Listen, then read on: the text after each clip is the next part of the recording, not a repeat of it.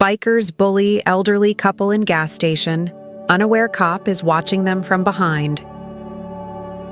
It was just a quick stop for gas, nothing more. The sun was high, the sky a soft blue, and the warm wind rustled through the trees lining the old country road. Henry eased their silver car into the lone gas station on the outskirts of a sleepy southern town. His hands, strong but aged, gripped the steering wheel as he carefully pulled up beside the pump. Martha looked out the window, smiling faintly. Her scarf fluttered as she adjusted it around her silver hair. This trip was special.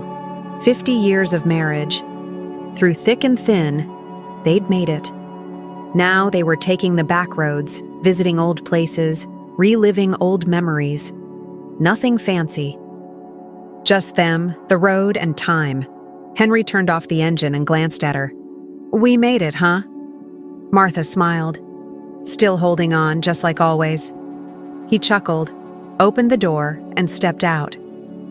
The gas station was quiet, just the soft hum of the pump, the distant chirp of birds, and a breeze that stirred dust across the ground. Martha rolled her window halfway down, watching Henry like she always did, making sure he was okay. Then, they heard it. A deep rumbling growl. At first, it was far off, then louder. Tires crunching gravel. Engines that didn't.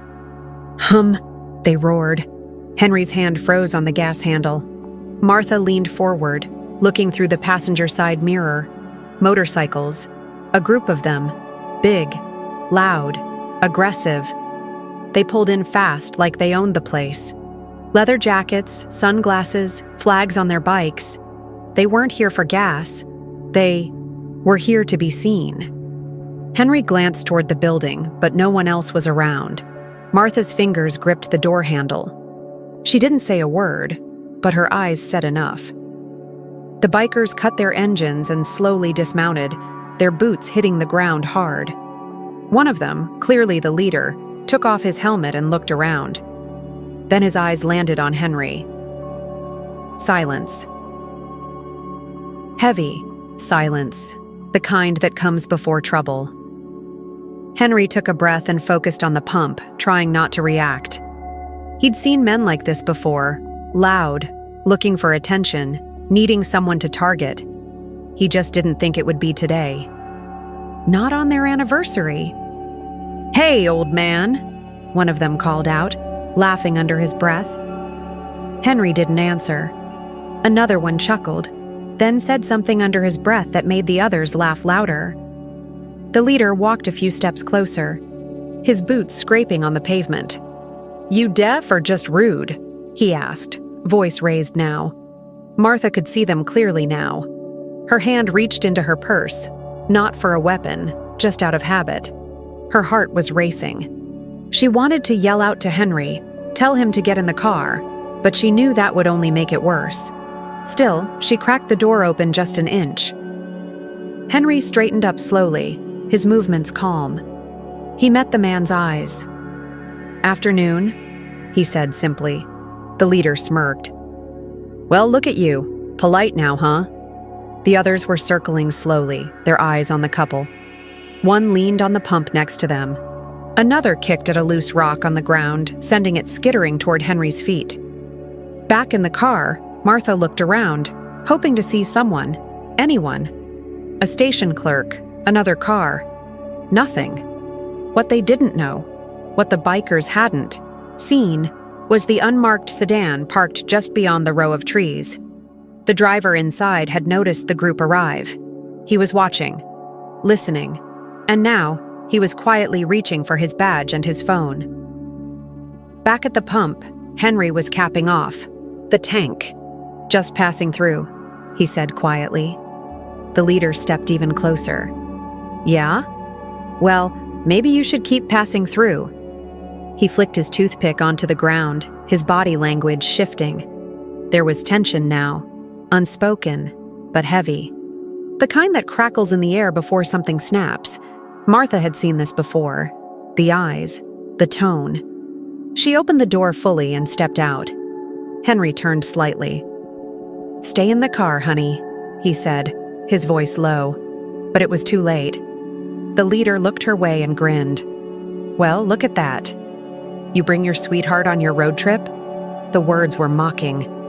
Martha felt her stomach turn. Henry stayed. Calm, but his voice changed. "That's my wife," the man smirked. "Yeah, I figured." Then he laughed, but someone else wasn't. Just a few feet behind them, unnoticed, a figure stepped out of the shadows. A quiet voice spoke loud and clear. "That's enough." The group froze. All of them. The man standing behind them wore jeans and a dark t-shirt, but clipped to his belt was a badge. In his hand was a radio. His eyes weren't angry, but they were firm, and suddenly the whole mood changed. This wasn't going to go the way the bikers thought, not this time. For a moment, everything went quiet. The bikers turned slowly, eyes narrowing as they saw the man standing behind them. Officer Daniels didn't look like a threat at first glance. He wasn't in uniform. He didn't shout or wave his badge around. He just stood tall, calm, steady, like someone who knew exactly what he was doing. Jake, the biker leader, tilted his head and gave a slow, mocking smile. "Well, well," he said, stepping toward Daniels. "Didn't know this place had security now." Daniels didn't flinch. "I said that's enough," he repeated, his voice low but firm. Jake looked him up and down, pretending not to be impressed. The rest of the gang watched closely, waiting to see what their leader would do. Henry and Martha hadn't moved. Henry's hand was still resting gently on Martha's arm. They didn't know who this man was or how things would unfold, but they could feel something shift. The air was different now, like someone had finally turned on a light in a dark room. Jake chuckled. "Look, man, we're just talking. No harm done." Daniels didn't smile. He pulled a small black wallet from his back pocket and opened it, slowly. His badge caught the sunlight. Jake's smirk faded a little.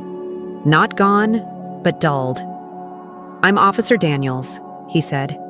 "You're harassing a couple who've done nothing to you. Step away now, all of you." One of the bikers behind Jake muttered something under his breath. Another spat on the ground. They weren't used to being told what to do, especially not here. Jake took a slow step back toward Henry. He wasn't done yet. "So this is how it's gonna be, huh? You siding with them?" He jerked his thumb toward the couple, making it clear what them meant. Henry's eyes met Daniels. He didn't say anything, but in that second, a silent message passed between them. Trust, respect, hope.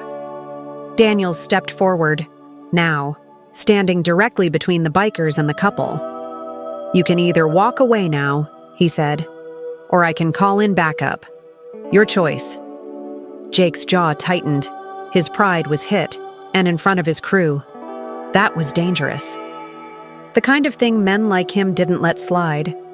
He leaned in close to Daniels, voice low. "You don't know who you're messing with." Daniels didn't blink. "Yeah, I do. I've seen your kind before, loud, angry, looking for someone, weaker to take it out on." Jake's eyes darkened. His crew shifted nervously. Henry moved closer to Martha, shielding her again with his body, like he had for decades. At marches, in diners, on streets that weren't always safe for them. "You got about 5 seconds to back off," Daniel said, now pulling his radio from his belt. "I've already got this recorded." That caught Jake off guard. He hadn't noticed the small mic clipped just inside Daniels' shirt. His words, the threats, they were all already being captured. "Let's go," Daniels said again. This time it wasn't a suggestion. Jake stared at him. The muscles in his neck twitched. The look in his eyes wasn't just anger, it was confusion. For once, someone wasn't afraid of him. Behind Daniels, Bobby, the young gas station worker, peeked out from behind the station door. His heart was racing. He had seen Jake and his gang intimidate people before, locals, travelers, even other bikers. but never had someone actually stood up to him like this. Bobby's fists clenched. He wanted to say something, do something. But fear sat like a rock in his stomach. He looked at Henry and Martha, at the quiet strength in their faces, at the way Martha still stood beside her husband, holding her fear in with dignity, and at Daniels, who stood like a wall between wrong and right. And for the first time, Bobby felt something stir inside him. Back at the pumps, Jake suddenly smiled again, but it didn't reach his eyes. "We were just leaving," he said finally. "Come on, boys." One by one, the bikers backed away. Their boots scraped the pavement. Their stares were sharp and cold, but they moved. Jake lingered the longest. He gave Daniels one last look. "This ain't over," he said under his breath. Daniels didn't react.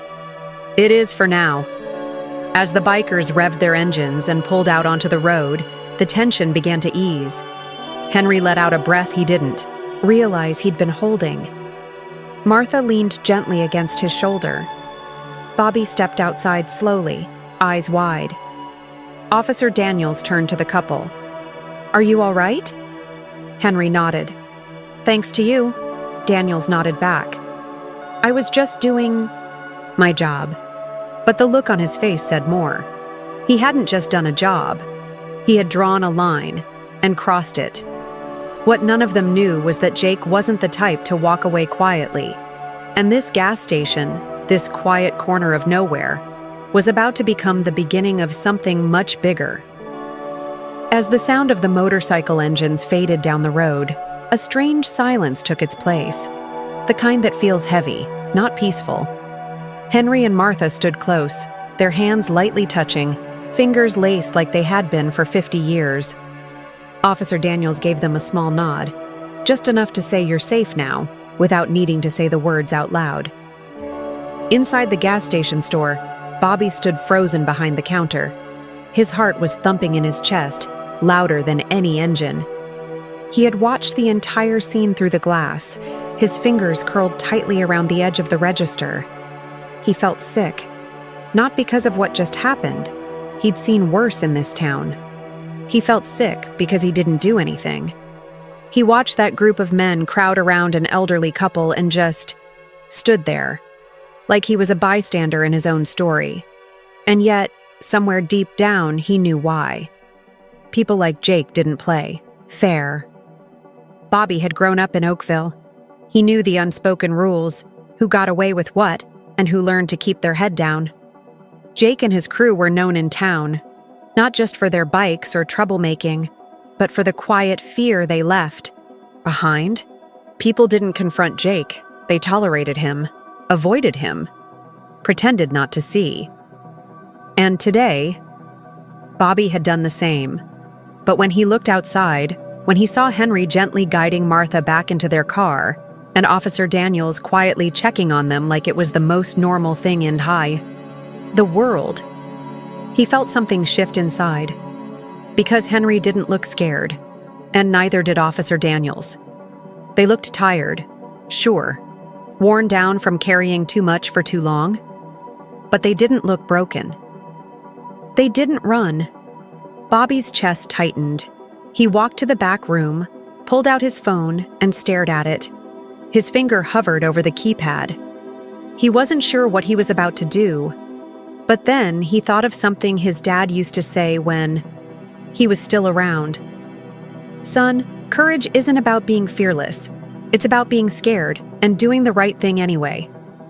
Bobby swallowed hard. He found the number in his contacts and pressed call. The phone rang once, twice. Then a voice picked up. "Daniels. Officer. It's Bobby, from the station." His voice trembled a bit. Daniels' tone softened. "Bobby, you okay?" I don't know," Bobby admitted. "I'm not hurt. But I need to tell you something." There was a pause. "Go on." Bobby took a breath, eyes flicking toward the parking lot where the bikers had been just minutes ago. "That guy, Jake, he's been around here before, causing trouble. People are scared of him. They don't report anything because nothing ever sticks. I know, Daniels said quietly. Bobby's voice cracked. I should have done more, but I didn't. I froze. Bobby, Daniels interrupted gently. You made a call. You asked for help. That counts. That's something most don't even try to do. Bobby gripped the phone tighter.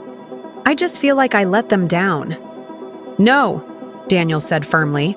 You helped protect them. Now I need your help again. My help? Bobby's voice was small. Jake's not going to let this go. I need a witness statement from you. What you saw, what you heard, it'll help. It won't fix everything, but it'll start something. Bobby paused. If I do that, will Jake know? He might, Daniels said honestly, but I'll be there. You won't face this alone. Silence hung for a second, then Bobby nodded slowly. Okay, I'll do it. Daniels exhaled. Good, man. Bobby hung up and sat in the back room, his legs shaking slightly. He stared at the ground for a while, then stood up. Outside, Henry and Martha were getting ready to leave. Martha caught Bobby's eye through the glass. She gave him a small, tired smile, and somehow, that one smile said more than words could. It said, "Thank you. We saw you. You mattered." He stepped outside as they pulled away. Daniels was still near the curb, scribbling something in a notepad. I'm in, Bobby said quietly. Daniels looked up. In? I'll give my statement. I'll do whatever I need to do. Daniels nodded. That's brave of you. Bobby laughed nervously. Feels more like stupid. Sometimes those two things look the same at first, Daniels said, tucking his notepad away, until one of them changes something. Bobby looked down the road where the bikers had gone. Do you think they'll come back? Daniels didn't answer right away. Maybe, or maybe they'll send someone else. But next time, they won't. Catch us by surprise. Bobby took a deep breath. Okay. As Daniels prepared to leave, he turned back one last time. Get some rest. Tomorrow we file the paperwork, officially. Bobby nodded. Got it. As the patrol car pulled away, Bobby stood alone in the lot. The gas station lights buzzed above him. The pump stood still. And somewhere in the distance, a bird sang like nothing ever happened. But Bobby knew something had happened. Something important. He didn't feel like a hero. Not yet. Maybe never. But for once, he didn't feel helpless either. And that was a start. Officer Michael Daniels sat in his car, the engine still running, but the gear in park. His eyes were fixed on the now empty gas station lot. Henry and Martha had driven away. Bobby had gone back inside. The bikers were long gone, but their presence still lingered in the air like leftover smoke. He wasn't ready to drive off just yet. He adjusted his seat slightly and leaned back, letting the silence settle in. The events that had just unfolded weren't unfamiliar to him, but they still hit harder than most. Daniels had been in this town for just under a year. He had transferred here from the city, thinking it would be slower, quieter, maybe even a bit easier on the nerves. But small towns weren't quiet in the ways that mattered. They didn't scream, but they whispered in dark corners. The trouble here wore a smile. It shook your hand. It ran for office. It walked into the diner every morning like it belonged, and today it had roared in on motorcycles. He remembered watching from behind the trees. At first, he hadn't been sure. Some biker groups were just loud, not violent. But the way Jake walked, the way his men circled the pump like vultures, it brought back memories. Not just of past cases, but of being a kid, watching his father, a proud officer in Chicago, stand tall against hate with nothing but a badge and his spine. Daniel's hand had hovered over his radio that whole time. Ready. Waiting. Watching. He had hoped Jake would just buy a soda and move on, but hate rarely leaves quietly. Now the real challenge was beginning, because it wasn't just about what happened in front of the pump. It was about what came next, and Daniels knew how this town worked. Jake wasn't just a thug on a bike. He was the nephew of a former sheriff. He'd grown up shaking hands with judges, drinking with deputies, sitting in council meetings like he ran the place. People feared him, not because of his fists, but because of the invisible safety net he walked around with. For years, he had gotten away with everything from vandalism to threats, even a few beatings that mysteriously never made it to court. Folks whispered, but never filed. But today, someone stood in his way. Daniels. And that meant something had shifted. A quiet challenge had been made. And people like Jake didn't forget things like that. Daniels sighed and turned off the engine. He stepped out of the car, the late afternoon sun casting long shadows across the pavement. He walked back into the station to speak to Bobby one more time. The boy was behind the counter, nervously straightening gum packs and candy bars that didn't need straightening. "You holding up okay?" Daniels asked, voice soft. Bobby looked up quickly. "Trying to. I still feel shaky." "That's normal," Daniels replied. "You did something hard today. Speaking up is never easy, especially when no one else usually does." Bobby hesitated, then asked, "You think they'll come back? Jake and them?" Daniels looked him straight in the eye. "If they do, they'll find I'm not the kind of man who forgets a threat. And they'll learn there's one law in this town, whether they like it or not." Bobby nodded, but Daniels could see the fear hadn't left his eyes. He placed a hand on the counter. "I need you to know something, Bobby. You're not alone in this. Not anymore. If they come after you, they're coming after a sworn officer too." That seemed to steady him a little. Just a little. Daniels left his card. "You see anything strange tonight? Cars circling, phone calls, even just a weird feeling? You call me. Anytime. Don't wait." "I will," Bobby promised. As Daniels walked back outside, he already knew what he needed to do next. He couldn't wait for Jake to strike back. He had to prepare. He had to gather support. Witnesses, allies, people in town who weren't afraid anymore. And it started with Henry and Martha. Later that evening, Daniels sat in his apartment going over body cam footage and scribbled notes. His phone buzzed, a number he didn't recognize. He picked up. "Officer Daniels?" "Yes. This is Martha. Martha Johnson. From earlier." Daniels sat up straighter. "Mrs. Johnson, I was planning to check on you both tomorrow. I know, but Henry and I were talking. We didn't get to say thank you. Properly. You don't have to thank me." "No, maybe we don't. But we want to," she said, firmly. There was a pause. Then she added, "It's been a long time since we felt safe with a police officer." "I just thought you should hear that." Daniels blinked slowly. His throat tightened. He didn't expect that. It had been a long time since those words were said to him either. "Thank you," he said, his voice lower now. "That means more than I can say." Another pause. "Henry says we should talk more. He says maybe you need people who've been through this before." "He's right. You probably do."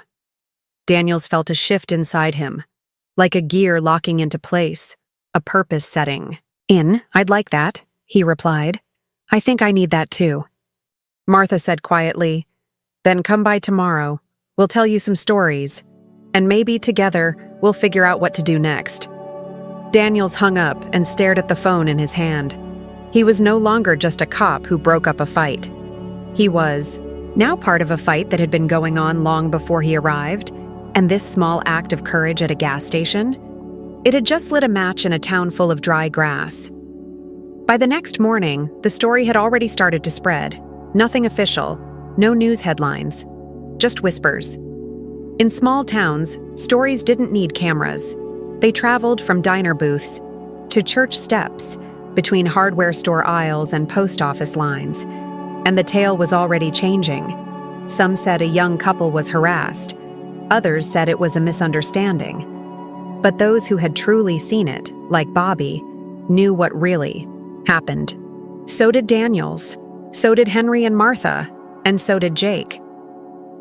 By early afternoon, Officer Daniels was back at his desk, typing his report. Each word carefully chosen, each sentence built like a brick in a wall he knew he'd have to stand behind later. Captain. Reynolds had already walked by twice, offering nothing more than a grunt. The tension in the station was quiet, but thick. Daniels had made his move, and everyone in uniform felt it. Some were waiting to see if he'd fall. Others were hoping he'd hold the line. The knock on the door made him pause mid-sentence. Officer Daniels? It was Bobby. His hands were in his jacket pockets. He looked tired. Maybe hadn't slept. Daniels motioned him in. I thought I was coming by the station to see you this afternoon. Bobby nodded, then lowered his voice. I didn't want to wait. Something happened. Daniels immediately stood. What? I think I was followed again. Different car this time. No plates on the back. Just sat across the street from the station last night while I locked up. Then I got a text. I don't even know how they got my number. Daniels frowned. What did the text say? Bobby pulled out his phone and handed it over. One message. You talk, you disappear. Just like your daddy. Daniels stared at the screen, his jaw tightening. He looked up slowly. That's not just a threat. That's personal. Bobby nodded, barely able to speak. Daniels picked up his keys. Let's go. You're not staying at your place tonight. I know somewhere safer. That evening, Daniels drove Bobby 30 minutes out of town to an old cabin owned by a retired officer he trusted. It wasn't fancy, but it had good locks, backup power, and most importantly, no connection to Bobby's address. Inside the cabin, as Bobby unpacked a few things Daniels had grabbed from his apartment, the silence between them was heavy. Bobby finally said, You think Jake's behind this? Daniels looked out the window. If not him directly, then someone trying to impress him. Someone who thinks loyalty means fear. I don't get it, Bobby said. Why me? I didn't even do anything heroic. I was just there. That's exactly why, Daniels said. Because you were just a kid doing the right thing. And that scares the hell out of people like Jake. It means they're not untouchable anymore. Bobby sat down on the edge of the couch, rubbing his temples. I don't want to be a symbol. I just wanted to help.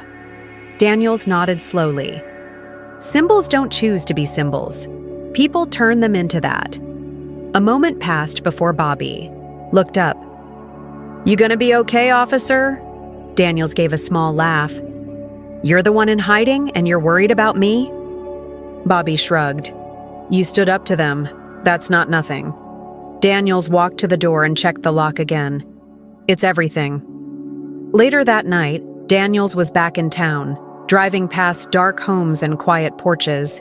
He was heading home when his radio crackled to life. Unit 7. Disturbance reported at 44 Milton Street. Possible trespassing. Caller is elderly female. Name on file is Martha Johnson. Daniels slammed the brakes. He was less than 6 blocks away. He hit the lights, made a sharp U-turn, and flew down the road. When he pulled up to Henry and Martha's modest house, everything looked normal, too normal. The porch light was on, and the garden hose was still coiled near the front steps. But Daniels knew trouble didn't always kick down doors. He knocked twice. The door opened slowly. Martha stood there, eyes wide, voice trembling.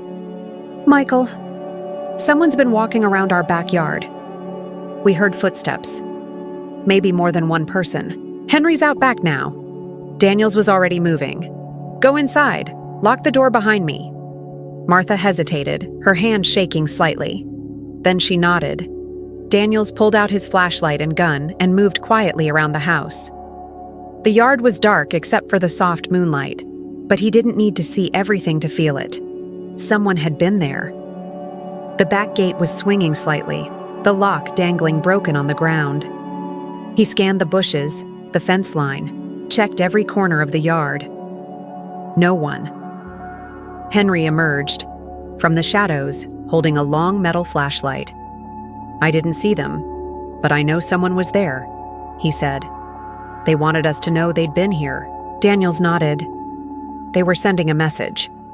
Henry's face hardened. "Then maybe it's time we send one back." Back inside, Martha poured tea with hands that barely trembled now. "They want us to be afraid again.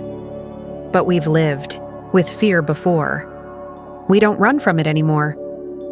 Daniels felt something stir inside him again. That same quiet fire he'd felt watching Henry stand his ground at the gas pump. It wasn't just bravery, it was legacy. Decades of standing, tall in the face of quiet hatred. "I'm going to file this report," Daniels said. "I'll request a patrol near your home. But I also need your voices, your statement. People in this town respect you." Henry looked up. "Then let's speak. Loud enough so they hear us this time." That night, Daniels didn't sleep much. He stayed at the station late, reviewing footage, typing statements, and marking a list of names. People who could help, people who might be willing to speak out, now that the silence had finally cracked. He didn't know exactly what was coming next, but he did know this. The line had been drawn. Jake had made it personal, and Officer Daniels, he had just made it official. The sun rose slow and heavy the next morning. It felt like it was pulling itself up, not shining, as if even the sky was unsure how to move forward. At the police station, Officer Daniels stepped through the front doors and instantly felt it. A shift in the air. The usual nods from fellow officers didn't come. No one met his eyes. Conversations that normally buzzed through the hallways went quiet the moment he entered. Even the coffee pot, usually surrounded by tired jokes and lazy complaints, stood abandoned. He made his way to his desk. His locker had a new addition. Taped right in the middle was a torn piece of cardboard. "Watch your back." No name, no handwriting. Just those 3 words in thick black marker. Daniels stared at it for a moment, peeled it off slowly, folded it twice, and tucked it into his pocket. He wasn't surprised. Jake's circle wasn't just leather jackets and loud engines. Some wore badges. Some sat on town councils. Some just stayed quiet, but with their silence they chose sides, and Daniels had made it clear whose side he was on.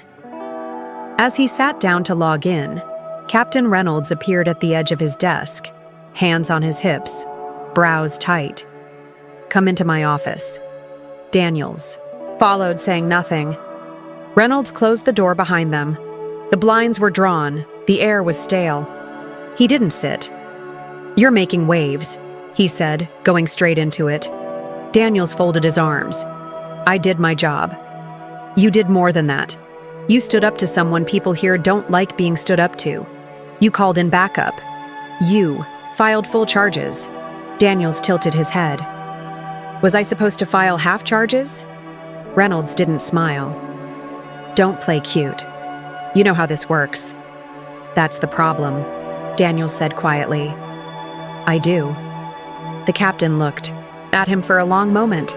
The tension in the room wasn't anger. It was something else. Caution, frustration, maybe even regret. "There are people calling my office," Reynolds said finally, "asking if we're turning against the community, saying this town's not what it used to be." Daniels stayed silent. Reynolds sighed. "You've got 2 choices, Daniels. You can let this blow over, let Jake and his boys get a slap on the wrist, or you can keep pushing and watch your whole career turn to smoke." Daniels leaned forward, both hands flat on the desk between them. "I didn't come here to blend in. I came here to serve, to protect people who've spent their whole lives being told they don't matter." Reynolds looked away. "It's not that simple." "It is for me." Silence. Then the captain said, almost reluctantly, "You remind me of myself 20 years ago. Thought I could change everything." Daniels nodded. you still can." Reynolds didn't respond. Meanwhile, down at the hardware store, Henry and Martha were doing what they always did, living life like it belonged to them. They walked slowly through the aisles, Martha picking out gardening gloves, Henry looking for a new handle for the shed door. But everywhere they went, people noticed. Some smiled and nodded. Others looked away, like the couple's very presence was uncomfortable now. Too loud, too visible. Martha noticed it. She always did. As they reached the register, an older woman behind the counter leaned forward and whispered, "I just want to say thank you for speaking up. It's long overdue." Martha smiled kindly. "Thank you for saying that." Then the woman added, "But please, be careful. Jake's not the type to forget." Martha's smile faded, just a little. She knew that, already. Back at the station, Daniels reviewed the footage from the gas station again. Not because he needed it, but because he needed to remember. Remember the fear in Martha's eyes, the way Henry stood his ground, the quiet courage Bobby showed, even after being threatened, because the town was changing. Or maybe being unmasked. And change wasn't easy. That night, Daniels got a call from a local teacher, a woman named Evelyn. Middle-aged, strong voice, sharp mind. She ran the high school's social studies program. "Officer Daniels," she said, "I heard what happened. I want to help." Daniels sat up. "Help how?" "I've got students asking questions about justice, about truth. We've been told to keep things neutral, but I'm done staying neutral. I want them to know what real courage looks like." Daniels felt something stir in his chest. "You're not afraid?" Evelyn paused. Terrified. But fear never changed anything. Only truth does. By the end of that week, more calls came in. A church deacon, a local librarian, even an old barber who'd been cutting hair for 40 years. Quiet voices, small names, but willing hearts. The movement wasn't loud, but it was building. One night, Daniels returned to his car to find the tires slashed. Again.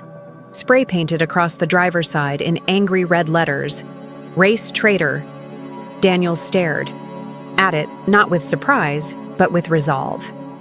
He pulled out his phone, took a photo, and posted it to his personal account. No caption, no speech, just the image. Within hours, it spread across town, and this time, something changed. People showed up the next morning at the station, not to complain, but to help. An old man with a wrench and jumper cables. A woman from the bakery with a box of fresh rolls. A teenager with a notebook full of signatures from classmates saying, "We stand with you." Even Captain Reynolds stepped outside and said nothing. Just stood there, watching. Daniels fixed the tires, then walked, back into the station with his head high. No rage, no panic. Just the quiet strength of someone who knows which side of history he wants to stand on. Later that evening, Daniels drove out to the cabin to check on Bobby. The boy answered the door quickly, eyes still tired, but brighter. "You holding up?" Daniels asked. "Better," Bobby said. "Especially now. I saw what you posted. People are starting to talk. Really talk." Daniels nodded. "They are." Bobby stepped outside. The night was warm. The sky wide open. "You think we're really making a difference?" he asked. Daniels looked up at the stars, then back at the boy beside him. "I think we already have." The day of the trial came quietly. There were no reporters outside. No camera crews.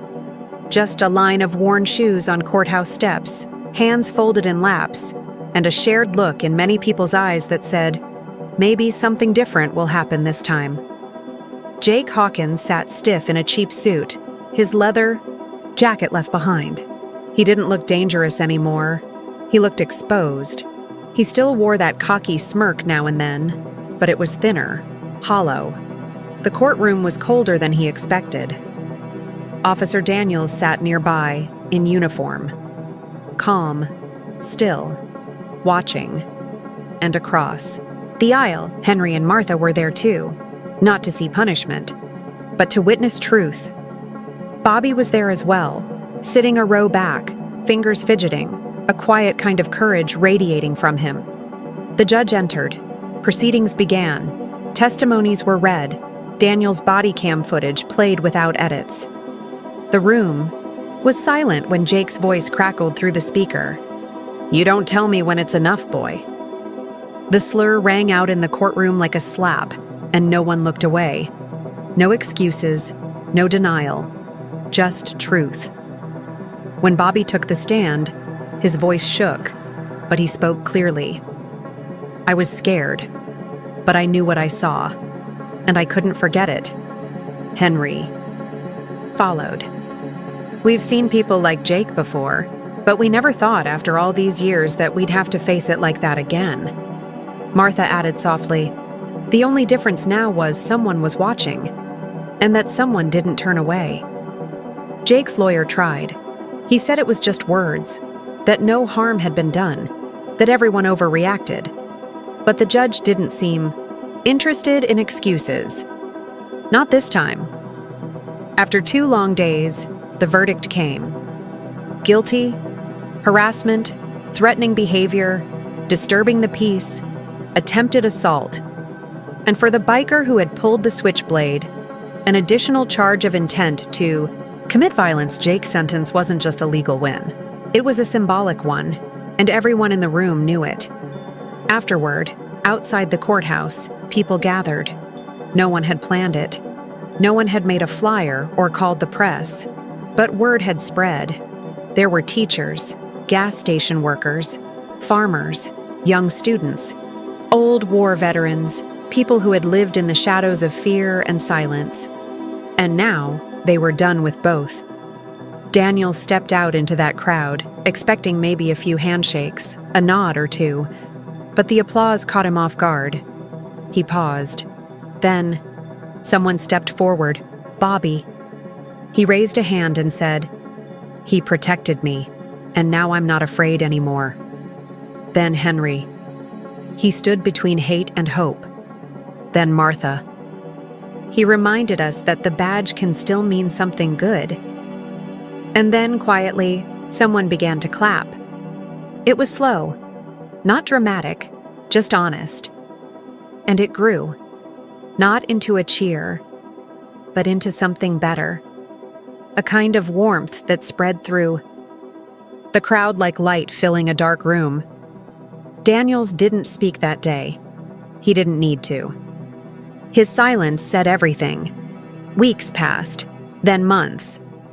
Jake's name faded from conversation. But what remained was something stronger. People who had once stayed silent started to speak up. In school board meetings, in churches, in town halls.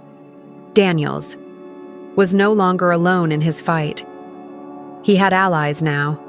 Not warriors, just neighbors who were tired of pretending not to see.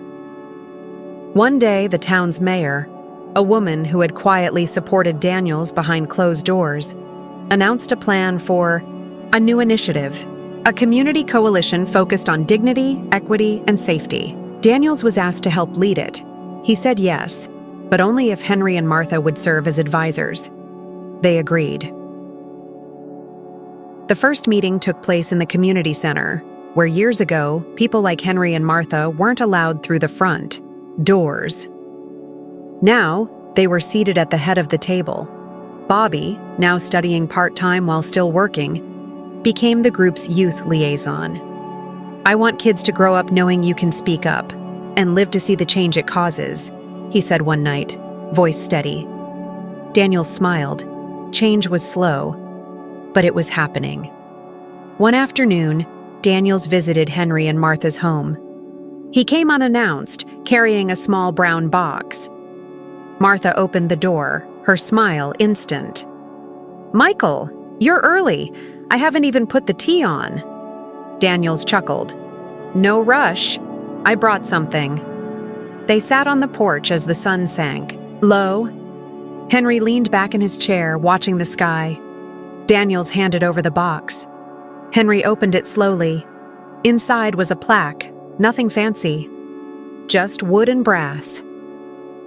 It read, "To Henry and Martha Johnson, for a lifetime of courage and the moment that changed us all." Henry didn't speak for a long while. He just stared at it. Finally, he said, "Never thought we'd be honored for standing still while someone threatened us." Daniels shook his head. "You weren't standing still. You were standing firm." Martha wiped at her eyes, quietly. "Thank you." "No," Daniels replied. "Thank you. You showed me what strength really looks like." 5 years later, a monument was unveiled in the town square. It wasn't grand. Just a sculpture of two hands, one weathered and dark, one calloused and light, clasped together in a firm grip. A sign below read, "Together, we rise." Daniels stood beside it, now a respected lieutenant. Bobby stood beside him, now in law school, back on break to attend the ceremony. Henry and Martha were front and center, as always, now walking slower, but still standing tall. The crowd that gathered was twice the size of the one that had clapped outside the courthouse. And this time, people brought their children. They pointed. They explained. They told the story. And the story mattered. Because it wasn't just about the bikers. It wasn't even just about Daniels. It was about how people fight darkness. Not with fists, but with light, with truth, with ordinary courage from people who say, "Not today." That gas station still stands. Pump number 3 still works. And sometimes when the wind is just right and the day is calm, you'll see an old man and woman pull up in a silver car. She'll adjust her scarf. He'll step out with slow, steady steps. And the kid behind the counter, now grown, will step out, squeegee in hand. "Need a clean windshield, Mr. Henry?" And Henry will smile. "Only if you tell me how finals went, Bobby." And they'll all laugh. Not because the past is forgotten, but because they faced it and came through it together.